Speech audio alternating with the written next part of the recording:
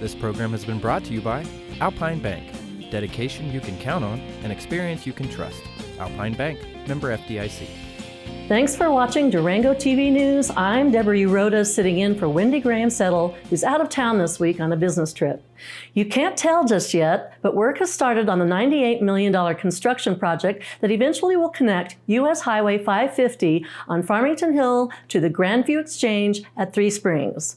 The project, funded with a combination of federal, state, and local revenues, will expand Highway 550 to 4 lanes from County Road 302, will align Farmington Hill at County Road 220, and will connect with the Wilson Gulch Bridge at a new roundabout on the south side. Colorado Department of Transportation Regional Director Mike McBaugh said the agency is purchasing right-of-way from property owners along the route and will conduct archaeological surveys on the Webb Ranch where the realignment will be located. In the meantime, McBaugh said CDOT will seek design-build proposals from contractors. Design-build contracts are more flexible than traditional contracts and allow builders to work with designers to cut costs, identify innovative design and construction methods, and streamline construction schedules.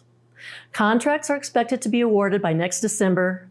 In the meantime, Southwest Colorado could see more than $150 million in road improvements if state voters approve 2 transportation measures on Tuesday.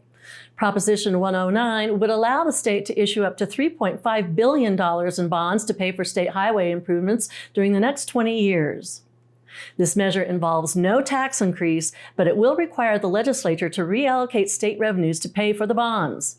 Proposition 110 would raise the state sales tax by 0.6% to raise $767 million in the first year and would allow the state to bond up to $6 billion over 20 years.